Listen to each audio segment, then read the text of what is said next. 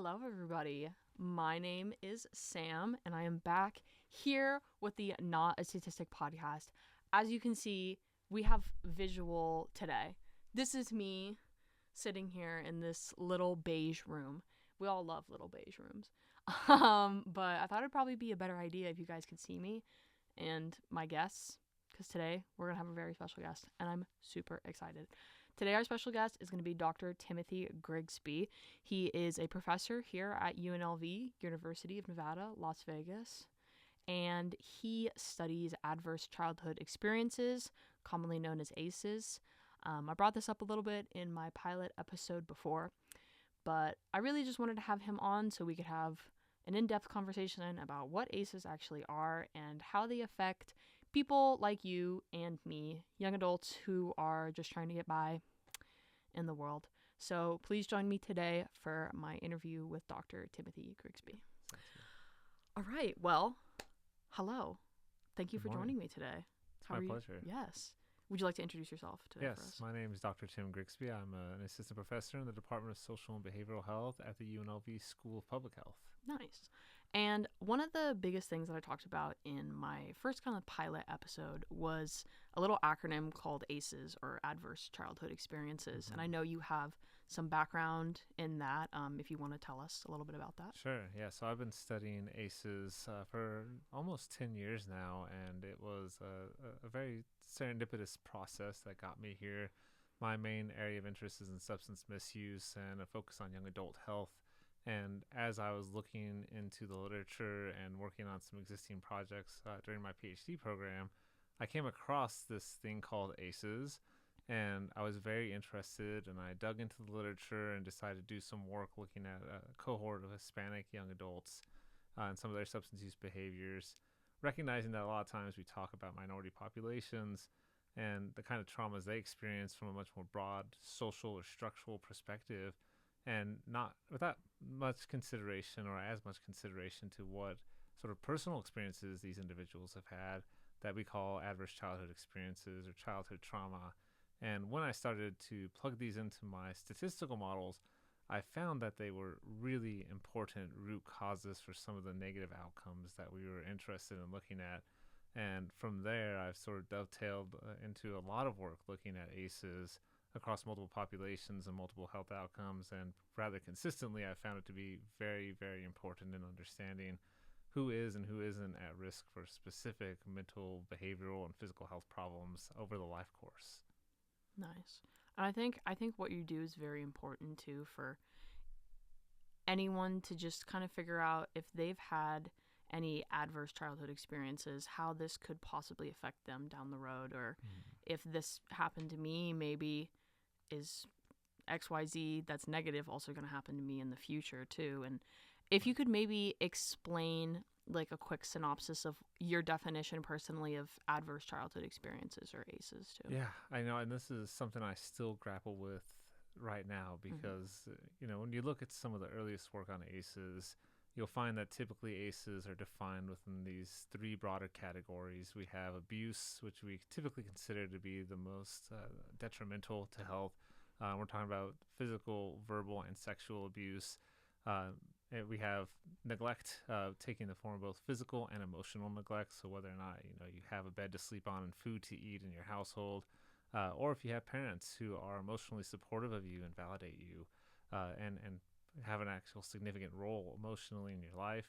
And then we have indicators of what we've called household dysfunction, and this ranges pretty broadly. So we have everything from growing up in a household with somebody who has a substance use problem or mental health problem to your parents getting divorced or parents engaging in intimate partner violence that you've witnessed, and it runs the gamut from there. What is really challenging in the ACEs field is that a lot of times when we take a look across these different categories of ACE, we find that they're both correlated and they're cumulative. And what that really means is that when you experience one type of ACE, chances are you're going to experience another type of ACE. The ACEs don't happen in a vacuum within the household. And, to broaden that even further, we have to think about a myriad array of issues such as developmental timing. For example, is being physically abused more detrimental when it starts in early childhood versus when it starts in late adolescence? Likewise, is the chronicity of those experiences important?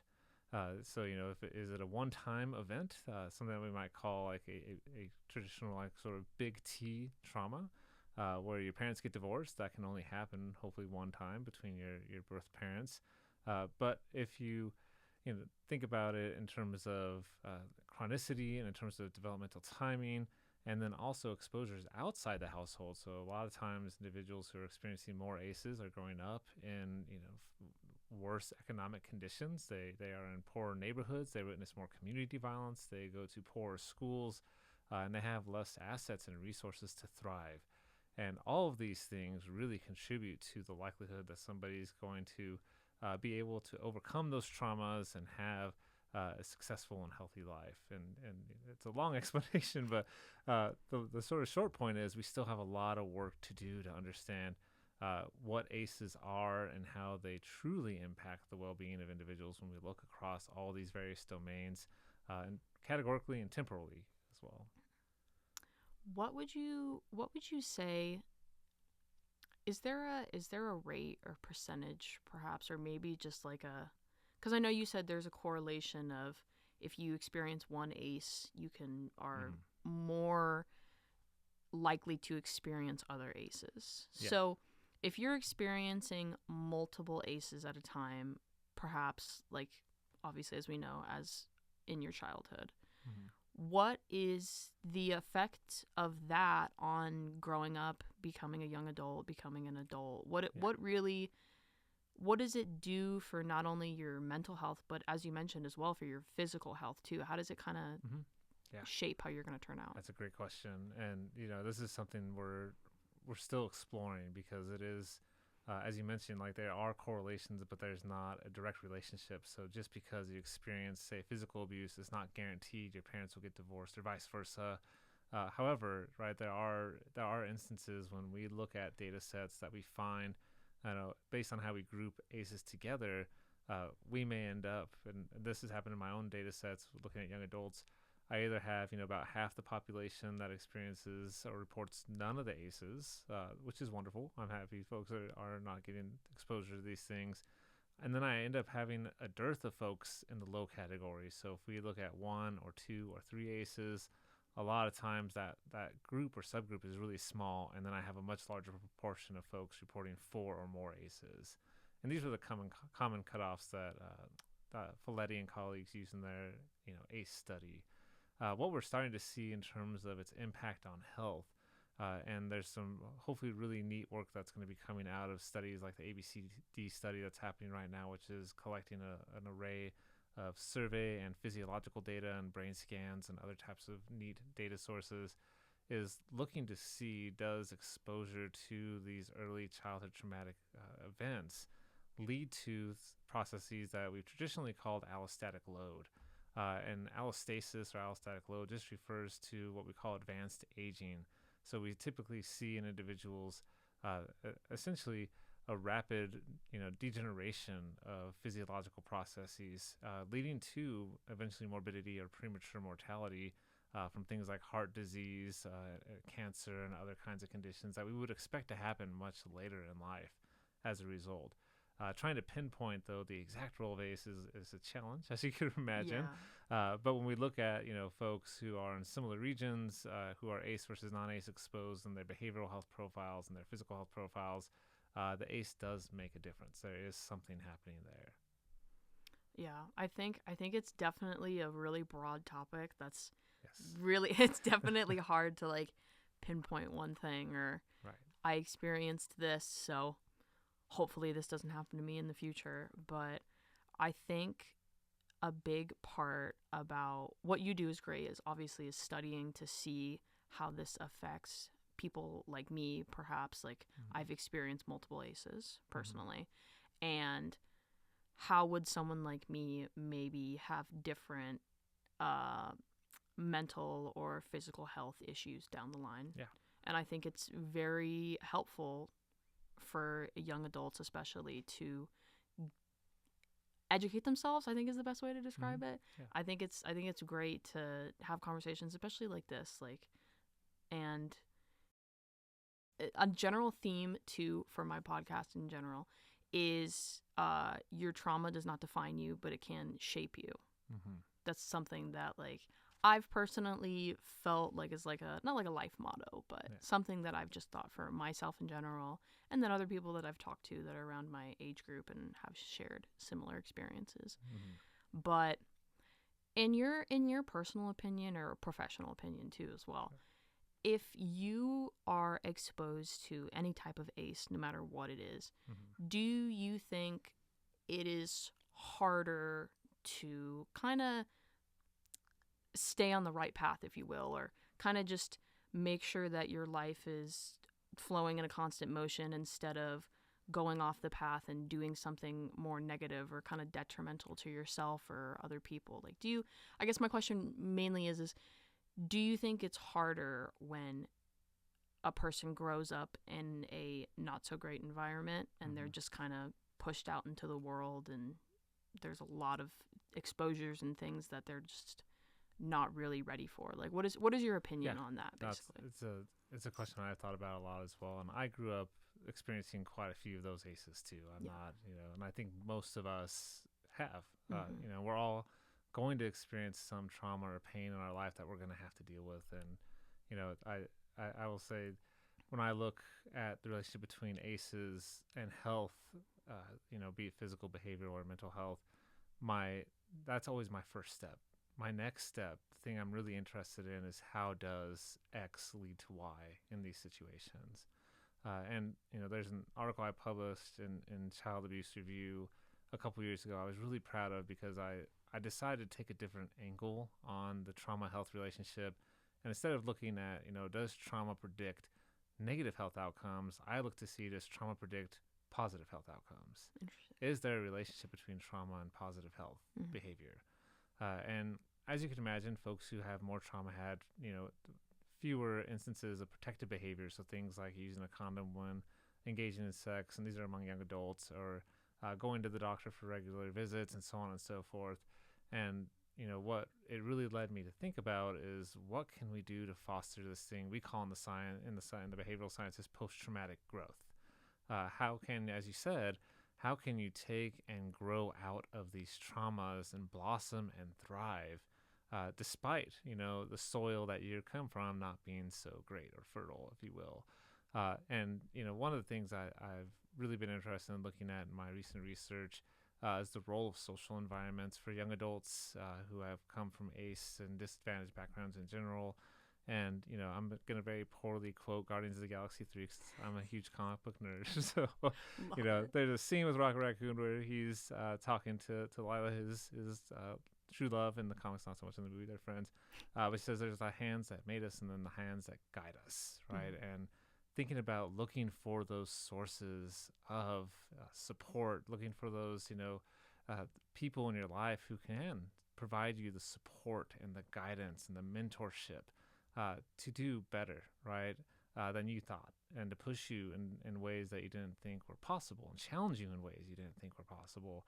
I feel like those are really important pieces of the puzzle, and to that end, I would say some of the answers been there all along. Like, you think about the Boys and Sisters Clubs of America, we recognize that, youth need mentorship. And sometimes that mentorship does not come from the home for, a number of reasons. It could be that, a lot of parents, especially nowadays, are economically challenged and they have to work 2 or 3 jobs. So, spending countless hours doing homework and taking kids to events and providing close mentorship and friendship with children cannot be a priority. Let's just be honest. It just can't. Survival has to come first. And so, trying to identify where we can move this into young adulthood. How can we help these folks who are coming out of these homes, where they've experienced ACEs, and recognizing that it's not even just the ACEs themselves. It's not those experiences themselves. They're going to be coming into, say, a university setting, probably at an academic disadvantage, at an economic disadvantage, at a social disadvantage, and trying to find ways to give them the right kinds of support they need from the right kinds of individuals, be those, academics, like myself, who are teaching their classes, from their counselors who are providing them academic guidance on their plan, from their peers or other types of mentor-like individuals in the community is really important. And so, I would say both personally and professionally, that ACEs don't have to define us. We can find ways to move beyond that. And in my own research, I'm biased, of course, but I feel like young adulthood is the perfect time to do that because here in Western cultures, it's a time for independence. It's a time for individuals to get out of the household and make their own path in life. And it's a perfect opportunity for us to start building lifelong habits, supporting them in ways that are going to, bring about the right types of social environments that are going to allow them to thrive moving forward. So, yes, I agree that you don't have to be a statistic, so to speak. You can move beyond this by creating your own story, creating your own narrative, creating your own path, whatever that might look like for you. Nice. Building on what you were saying a little bit, do you have any general advice maybe for anyone that's listening or watching in this case? If anyone's experiencing or has experienced ACEs and might be struggling a little bit more now in their young adulthood, any advice primarily about how they can help themselves grow as individuals and maybe kind of break away from those bad habits, bad cycles, or maybe just ways to better themselves as they grow as adults? Definitely. I'll draw partly on my own personal experience, but also from what the literature says as well. I think one of the most important things you can do is find something that works as a good emotional outlet for you. Join an improv club, see if that works. Yeah. Play music, go to art museums, get into a green space, do something that you find healing, something that allows you to find yourself and identify who you are and who you want to be. And then also think about the future. Planning is really great. Building structure into your life helps you to deal with that, a lot of the pain that comes with the uncertainty when you grow up in abusive or unstable environments. Having yourself on a good schedule and a good timeline, setting goals for yourself, meeting those goals, celebrating the little victories, all those things are very, very helpful. And then lastly, I'd say surround yourself with the people who make you happy. You have a choice in young adulthood to start making your own family, both, in the traditional sense of finding maybe a partner and having kids, if that's the way you want to go, or finding those peers that you associate with and you're close to who provide you the right kinds of support that you need as well. And lastly, don't be afraid to ask questions. If you're struggling with something, it can be really challenging. And I will say this, I did it through my PhD program, and I had a mentor who even told me, you need to ask for help. When you need help, it's okay to ask for help. Yeah. And that's true in every respect. It's okay to ask for help if you're struggling with your mental health, if you're struggling to pay your bills, if you're struggling with your schoolwork. There are resources that exist in the community, at your institutions, at your workplaces. Look for those things and use those resources. They are there for you. They're there to help you. Don't feel that anyone's going to judge you. And if they are going to judge you, well, so be it. But you're going to get the help you need, and you're going to do well for yourself. And that's sort of brings me to that last point, is it's okay to be selfish. It's okay to focus on yourself and prioritize yourself over others for a change as you move into adulthood and try to find that path you want to take. Definitely. I think being selfish has a negative connotation, but honestly, sometimes you need to be selfish. Sometimes you need to prioritize yourself. Like at the end of the day, it's literally just you. Yeah, especially when it comes to self-care. You have to, it's something I've always told myself, I can't be there for others if I can't be there for myself. Exactly. Right? If I can't prioritize myself and put myself into a good space, I'm not going to be able to handle my 3 kids screaming at dinner time. So I need to be in a good mental space to get there, right? And that's true for everything I do. You have kids? I do. I have 3. Oh my God. So this brings me, okay, now I have one more question. Sure. So because you have children and then you study like these adverse childhood experiences, does your work overflow into like your personal life or your parenting style, anything like that? It does. It's made me, I'd say it's been sort of good and bad. Okay. I've sort of developed a mental hypochondria. Like, was that the right thing to do? Did I just mess them up for life? And those questions come about, which is not great. I have also found some positive benefits. One, I've had a very open and honest and frank discussion with my kids because they see the work I'm doing. They know my colleagues, and I tell them I'm going to a conference to present work, and they say, "What's it about?" And I tell them that this is what we're looking at, Yeah. and it could be a tough discussion to have, but they hear it from friends. They know their friends go through these kinds of things as well. So having those kind of discussions with them to let them know, this is, sometimes not everyone is dealt the same hand of cards Yeah. in life, and you have to play what you have. Mhm. And I've also used it as a chance to make sure that my kids are grateful for the things they have, that they're thoughtful to others. That I have a lot of friends and family members who get really grumpy when they encounter somebody who's not so nice. But I've been able to teach my kids, hey, not everyone's having the best day today. Not everyone has the best life ever. Give people grace. Give that grace and live with that, because it'll serve you better than being, just trying to ratchet up the anger between each other in a conversation at a counter at McDonald's or somewhere else. This is not a way to live. So I'd say both. I'd say a net positive benefit on me, because it allows me to really critique my parenting style and say, am I doing things in best practices? Am I making sure I'm avoiding the things that caused me harm as a kid that I know cause others harm as they grow up? And how can I be that person who is supportive and open and honest with my kids? So I'd say overall it's been a net positive. I love that. That's such a good story, honestly. That's great that you're able to take what you do and then bring that home with you too. It's very rewarding to be able to do that in your work. That's amazing. Well, I appreciate you for coming on today and having this conversation with me. Thank you. It's my pleasure. Yeah. Hi, guys. Thank you so much for watching my episode today with my special guest, Dr. Timothy Grigsby. If you have any questions, comments, concerns, anything like that, drop it in the comments below. I'm also going to link some mental health resources because I think it's definitely important for our topics that we got into today.